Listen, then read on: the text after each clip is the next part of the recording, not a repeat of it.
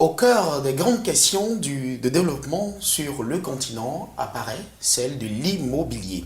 L'accès à un logement à moindre coût est facile, sinon décent, est quasi impossible, tant le coût de l'immobilier est élevé.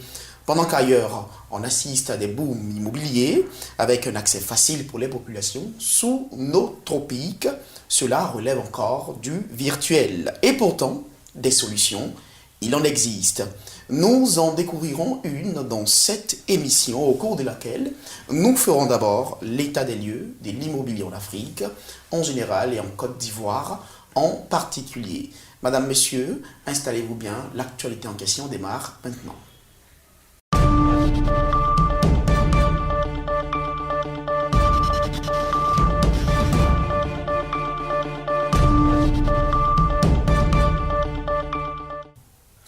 Le coût de l'immobilier en Afrique en général et en Côte d'Ivoire en particulier, quelle solution? Pour en parler sur ce plateau, nous avons avec nous Madame Landry-Edouard Huguette, elle est directrice adjointe à Lac Home Construction. Bonjour Madame. Bonjour. Merci d'avoir accepté notre invitation sur ce plateau.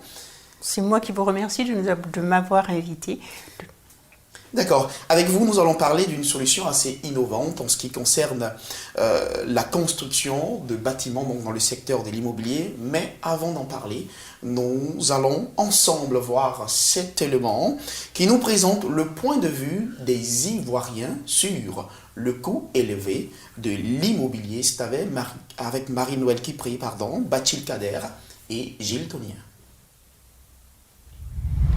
Je pense qu'à Abidjan, les maisons sont très très chères, les cautions ont augmenté, partout on ne peut plus habiter une commune maintenant, sincèrement dit.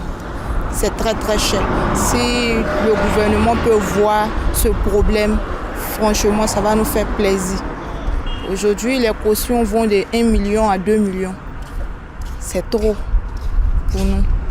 Donc l'État voit cela pour nous. L'immobilier en Côte d'Ivoire revient vraiment excessivement cher aux clients. Voilà. Nous aimerions vraiment que l'État de Côte d'Ivoire vraiment se base sur notre niveau de vie, voilà, pour que les cautions et les loyers puissent nous revenir à moins de coûts. Parce qu'aujourd'hui, nous avons l'immobilier, c'est vrai, les maisons, mais mine de rien, ce n'est pas tout le monde qui a accès à cela. Voilà. Raison pour laquelle aujourd'hui vous voyez qu'il y a d'innombrables baraques. Voilà. Donc nous aimons vraiment que l'État nous vienne en aide, voilà, franchement. J'habite à Abidjan depuis 1989, mais au niveau de l'immobilier, c'est le vrai cafouillage. Ce qui nous fait peur maintenant, c'est que les maisons tombent. Mais au point de vue loyer, c'est très difficile. Nous ne savons pas d'où vient le fait qu'on paye une caution de 10 à 12 mois. Ça n'existait pas en Côte d'Ivoire avant. Mais aujourd'hui, c'est ça qui est le problème. Ce qui fait que certains habitent Beaunois, Aboisseau, Dabou, Jacquesville, à Beauville pour venir travailler. C'est très difficile. Et nous demandons à l'État de voir ce problème à bras le corps pour diminuer le loyer et pour que les gens payent des loyers normaux, des cautions normales. Voilà. Les loyers en Côte d'Ivoire, je pense que c'est extrêmement cher. Et surtout la caution que les gens demandent. Parce que si on veut être dans un cadre de vie assez potable, c'est pas donné à tout le monde. Parce que pour une 3 pièces qui va de 150 à 300 000, c'est pas donné à tout le monde.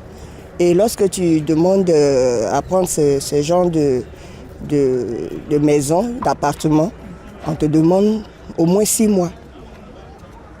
C'est pas facile.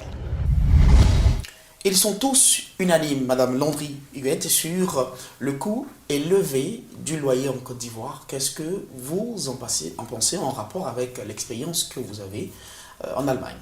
C'est vrai que quand on voit le prix du loyer par rapport au salaire, c'est vrai que c'est énorme parce que ça représente des fois plus de 30 à 40% du salaire, donc peu pour vivre, ce qui est d'autant plus surprenant, c'est 10 mois de caution, quoi.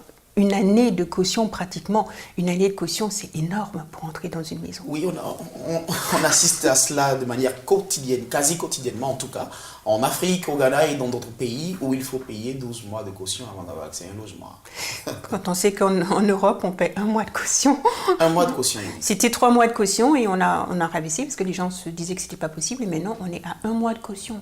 Donc de 1 mois à 10 mois, voire 1 an, je comprends que les Ivoiriens n'y arrivent pas. D'accord, je pense que si ailleurs on est à 1 mois de caution, c'est qu'il y a des solutions. Nous allons en parler. Nous allons écouter ce monsieur que nous avons approché. Il est donc spécialiste en montage de projets pour le financement de construction immobilière. C'est un consultant en immobilier. Avec lui, nous avons tenté de comprendre cette situation. Pourquoi les coûts sont-ils élevés? La fixation de ces coûts sont-ils soumis à une réglementation ou est-elle laissée à la libre appréciation des propriétaires ou des opérateurs immobiliers? Et puis, qu'est-ce que l'État fait en Côte d'Ivoire et dans certains pays?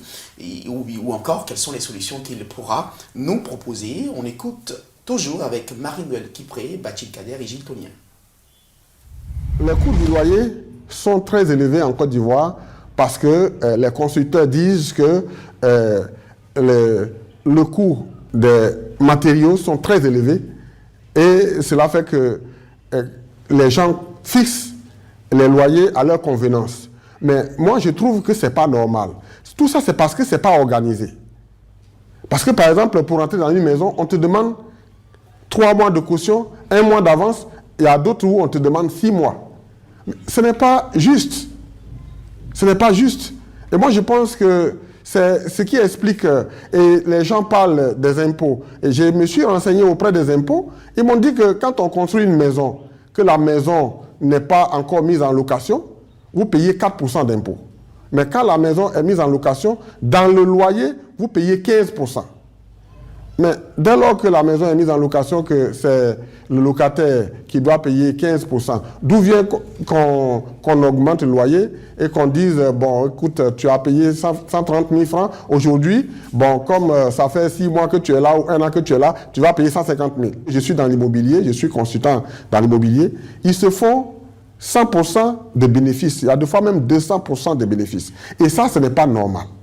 Parce que si toi, tu as construit une maison à 15 millions, que tu vas vendre cette maison à 35 millions, ce n'est pas normal.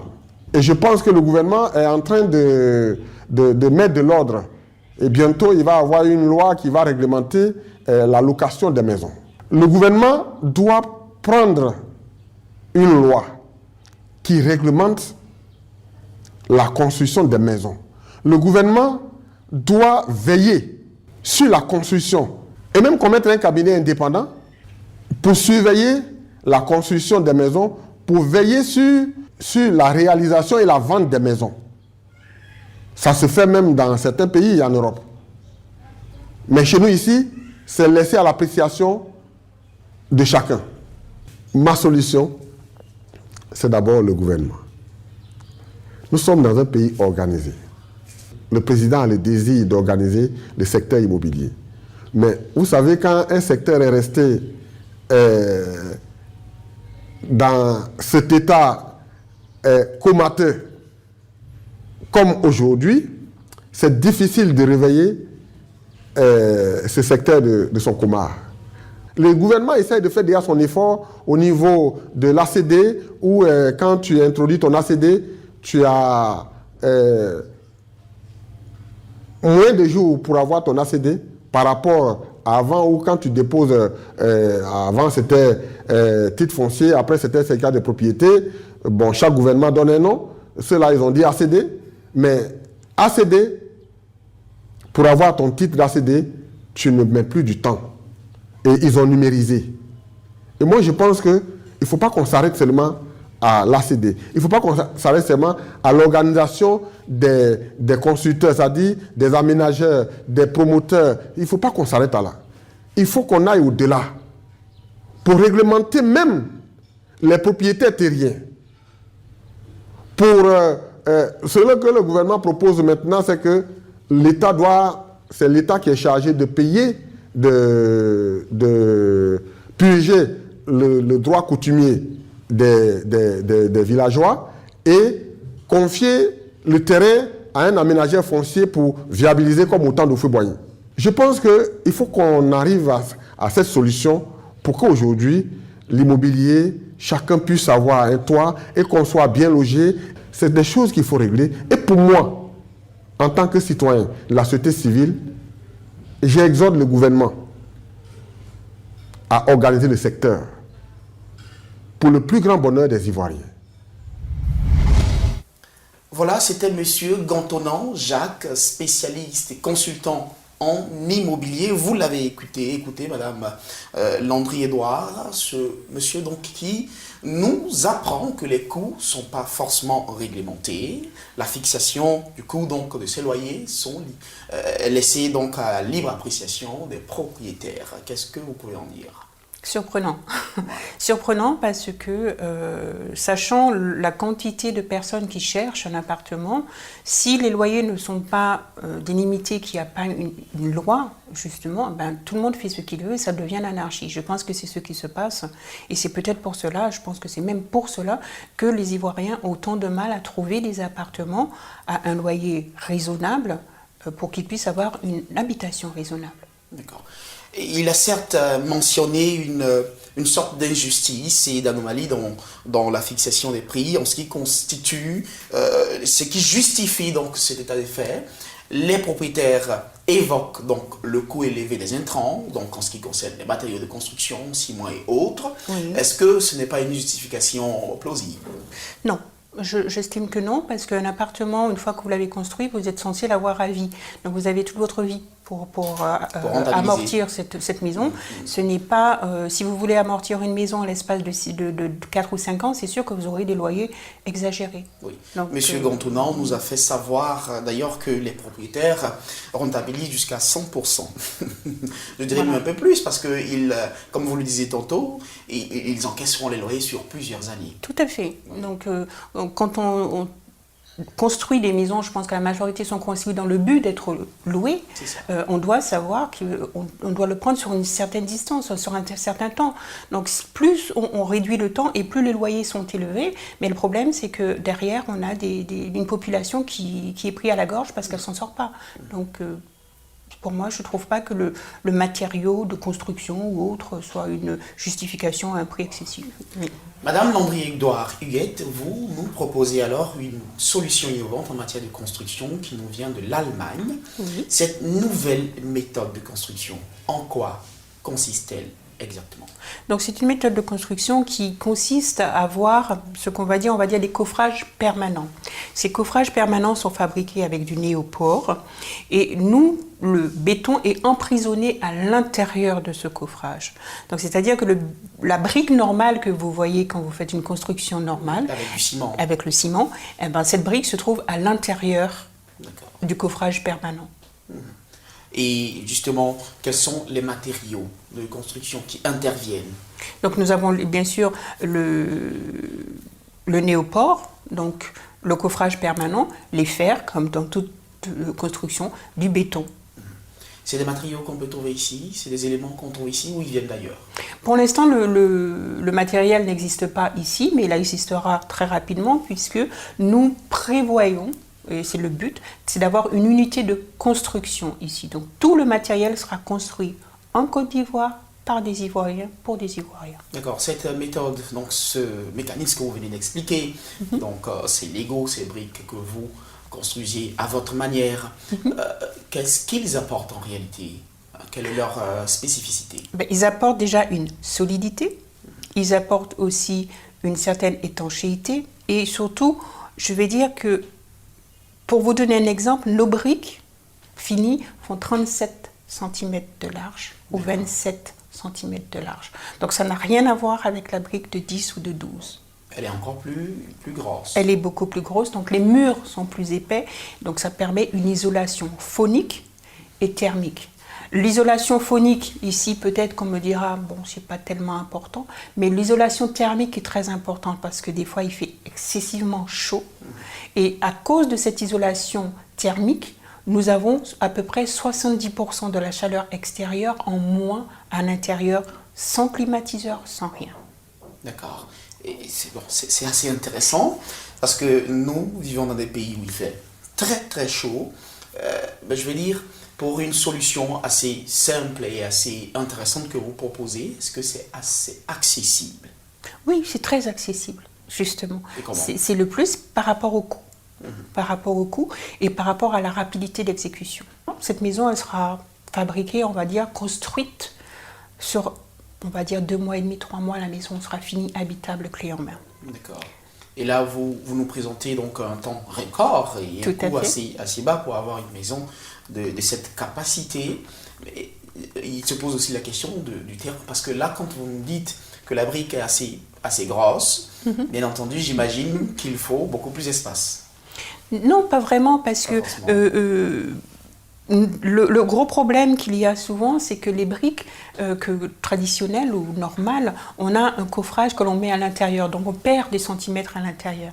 Nous, on ne perd pas de centimètres, puisque notre coffrage est fait de telle sorte que l'on ne va ajouter que 1 centimètre de plus. Donc on ne perd pratiquement rien à l'intérieur. On ne perd pas de centimètres à l'intérieur de la maison, donc la distance reste, l'espace reste la même, la surface reste la même. Vous avez dit que pour l'instant, les matériaux ne sont pas... On ne peut pas les trouver ici. Non. Ils viennent d'ailleurs. Tout à fait. Mais dans quelle mesure est-ce que, justement, on n'aura plus besoin d'aller ailleurs pour les avoir? Lors de la construction de l'usine, donc de l'unité de production, comme on dit, qui sera bientôt, qui va bientôt arriver en Côte d'Ivoire. Donc à partir de ce moment-là, tout sera sur place.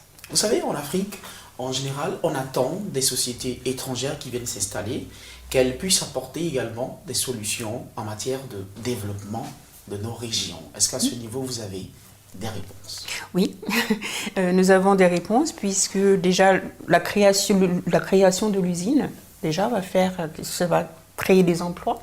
Autour de l'usine, nous aurons un champ photovoltaïque qui va créer aussi des emplois. Et donc, tout cela va contribuer au développement des régions, de la région d'Abidjan et des autres régions environnantes, puisque nous pensons aussi faciliter l'accès pour les écoles, pour les hôpitaux, pour les personnes à moindre revenu, ce qui est très important pour nous, surtout pour mon collègue et associé qui est ivoirien et qui tient vraiment, vraiment à ce point particulier. Oui, c'est des aspects qui sont très intéressants. D'abord, l'innovation que vous apportez, mais surtout les effets bénéfiques pour le développement de la région. C'est très important pour nos populations aujourd'hui, parce que nous avons assisté, je vais dire, habituellement à des entreprises étrangères qui ne pensent qu'à faire leur profit. Et point. Je peux vous rassurer, ce n'est pas du tout notre politique. C'est vraiment un transfert de technologie. Je serai moi-même présente et je formerai des Ivoiriens pour travailler à la formation. Donc des séances de formation. Tout à fait. Nous allons prendre des Ivoiriens, ça va être du personnel d'ici. Nous ne venons pas avec une technologie d'ailleurs, avec des techniciens d'ailleurs, avec des employés d'ailleurs. Ce n'est pas le but. Le but, c'est vraiment d'apprendre, de prendre des jeunes, de les former et de leur donner un emploi durable. D'accord. Pour la formation, sera une formation gratuite ou une formation payante? Donc il y a une double formation. Il y a une formation première qui sera payante mais pas très élevée, et la formation autre qui sera directement faite sur place, c'est une formation gratuite. Et cette formation, c'est une formation qui sera à la portée de tout le monde et qui va permettre aux personnes qui vont suivre cette formation d'être employées par nous. Les personnes qui seront formées auront la garantie de l'emploi après. Ce n'est pas juste pour le plaisir de les prendre en formation, c'est vraiment pour leur donner un emploi après. Vous créerez donc des unités de formation, donc des centres d'enseignement sur essentiellement cette technologie. Ce sera des formes d'écoles ou d'universités. Voilà, nous essayons d'apporter un plus de ce côté-là, justement, non seulement pour la technologie dont on aura besoin pour apprendre, pour manipuler ce matériel, pour créer les éléments pour lesquels nous allons travailler, puisque c'est une technologie complètement nouvelle, mais aussi pour les langues, puisque c'est un produit allemand. Donc une majorité de notre personnel aura des cours d'allemand et des cours de langue anglais et allemand, pour leur faciliter justement la vie au quotidien, non seulement dans l'unité, mais aussi à l'extérieur. D'accord, c'est assez intéressant, et je vous dis, ça pourrait et ça devrait absolument intéresser nos populations, ce que vous apporter. Alors, vous avez trouvé dans d'autres pays africains un pied-à-terre, notamment au Soudan et ailleurs. Comment cela s'est-il passé? Eh bien, nous avons eu, justement, nous avons proposé la solution que nous avons, et c'est vrai que nous avons eu l'appui du gouvernement ils ont vu ce que nous avons fait, la rapidité avec laquelle nous avons pu construire les unités qu'ils nous avaient demandées. Ils ont vu la solidité et ils ont vu le plus que ça pouvait apporter pour leur population. Et c'est pour cela qu'ils nous ont appuyés et que nous avons pu très facilement nous implanter au Soudan, en Angola, etc. Impact direct de ce que vous avez pu faire là-bas? Comment cela se présente? Pour l'instant, nous avons des quartiers entiers qui sont complets, nous avons des hôpitaux qui sont construits, nous avons des écoles, des crèches qui sont construites. Nous donnons de plus en plus de travail aux jeunes, nous formons aussi les jeunes qui sont un petit peu des fois désabusés parce qu'ils ont des diplômes et qu'ils ne peuvent pas. Donc on essaie de prendre toute cette richesse qu'ils ont et de les mettre vraiment en pratique en les basant et en les formant sur ce que nous créons. Énorme bénéfice, alors on peut le dire. Tout à fait. Des bénéfices que vous pourrez estimer à plusieurs niveaux, au plan social, au plan professionnel. Oui, au plan social déjà, parce que qui travaille à un salaire est beaucoup mieux. Déjà. Aussi, ça leur permet d'avoir une autre qualité de vie par rapport aux habitations. Ils se retrouvent dans des maisons dans lesquelles ils sont à l'aise, dans lesquelles ils sont sécures, donc pour eux c'est mieux. Et aussi, cela incite les autres jeunes à étudier parce qu'ils disent des fois, nous, on voudrait aussi travailler à la home après. Donc, ils ont envie de travailler. Ils étudient à l'école parce on vient des fois à l'école intervenir dans certaines écoles. Et ces jeunes ont envie d'étudier parce qu'ils se disent que donc, moi, je peux rester chez moi travailler. Je n'ai pas besoin de partir dans un autre pays. Je n'ai pas besoin d'aller en Europe. Je peux rester chez moi, je peux avoir mes diplômes et travailler chez moi et rester auprès de ma famille. D'accord.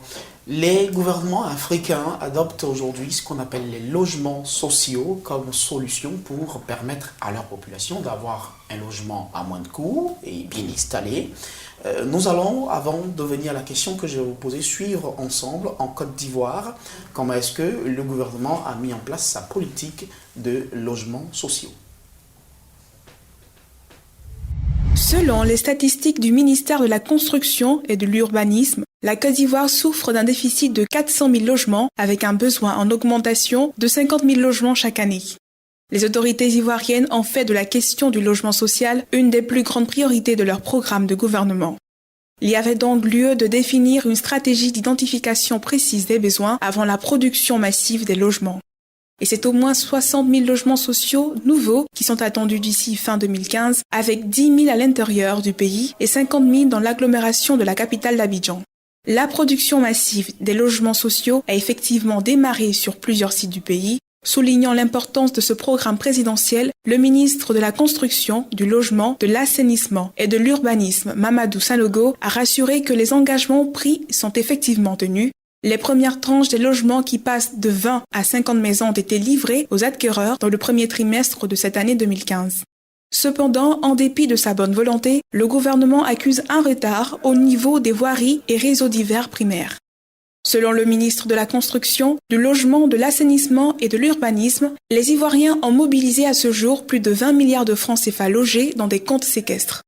2000 hectares de terrain sur l'ensemble du territoire national sont dédiés au projet pour lequel 72 000 demandeurs de logement ont été enrôlés et 46 promoteurs immobiliers agréés pour la production des logements sociaux. Le ministre de la Construction, du Logement, de l'Assainissement et de l'Urbanisme a annoncé l'ouverture du 18 au 25 octobre prochain à Paris de la session de pré-souscription des Ivoiriens vivant en Europe au programme des logements sociaux, économiques et de standing officiellement lancé le 28 mars 2013. Plus de 71 chantiers de construction ont démarré simultanément sur toute l'étendue du territoire. Le Sud-Africain Megatron Fédéral, filiale du géant industriel sud-africain Ellis Holding, a conclu le 24 janvier 2014 dernier à Johannesburg un mémorandum d'entente avec la société ivoirienne de construction et gestion immobilière Sikoji pour la réalisation de 3000 logements sociaux en Côte d'Ivoire. La problématique de l'accès à un logement décent en général et plus particulièrement l'accès à un logement social et économique pour le plus grand nombre constitue une préoccupation vécue au quotidien par toutes les couches sociales de la population ivoirienne. Le programme des logements sociaux en Côte d'Ivoire devrait résoudre cette problématique. Nous avons pu le voir dans cet élément, Madame Landry-Edouard, que le gouvernement ivoirien a déjà commencé et mis en place sa politique de logements sociaux. Des populations ont commencé à avoir leur maison. Alors vous, en ce que vous apportez comme solution, comment est-ce que vous pourrez intervenir et influer à ce niveau? Eh bien, je pense que pour nous, le plus que nous pourrions apporter, c'est la rapidité. C'est la rapidité, toujours avec une qualité de logement que nous garantissons, mais je pense que nous pouvons aider le gouvernement à aller un peu plus vite, donc à répondre à la demande un peu plus vite, puisque nous travaillons très rapidement. Très rapidement, peu importe la capacité ou la quantité, l'espace à occuper. Pour nous, c'est vraiment pas un souci. Nous pouvons travailler très rapidement, c'est-à-dire que ça dépend de la taille des maisons, mais je dirais une maison sociale basique, en un mois, elle est finie. Ce qui fait qu'une série de maisons, on peut, pour des programmes que le gouvernement actuellement fait sur 3 ans, sur 1 an, nous aurions fini. D'accord. Nous sommes en train de terminer cet échange. Madame Landry-Edouard, nous apprenons d'ailleurs beaucoup de vous, je vous le signale. Vous allez regarder la caméra et nous dire ce que nous devons pouvoir retenir essentiellement de votre passage sur ce plateau en ce qui concerne ce que vous proposez. Ce que nous venons apporter ce que nous voulons vous apporter, c'est avoir une maison qui vous appartient à un prix très raisonnable dans un délai raisonnable. Nous désirons nous installer ici et apporter un plus, non seulement pour les maisons que nous allons créer, mais aussi de l'emploi. Parce que nous savons que qui dit emploi, dit salaire, et qui dit salaire, dit meilleure vie. Merci, Madame Edouard Landry-Huguette. Je rappelle que vous étiez avec nous sur ce plateau pour parler de ce thème important, le coût de l'immobilier en Afrique en général, en Côte d'Ivoire en particulier. Vous nous proposez une solution innovante qui nous vient de l'Allemagne. Il est donc possible, bien entendu, sous nos tropiques, de pouvoir se loger à moindre coût et dans de très bonnes conditions. Vous pourrez donc avoir plus d'informations sur cette nouvelle technologie en vous rendant sur le site internet www.lacom en minuscule, lacom-imo.com. Voilà, madame, monsieur, merci de nous avoir suivis. Cette émission prend fin ici. Je vous dis à bientôt pour un prochain numéro de Actualité en question. À bientôt.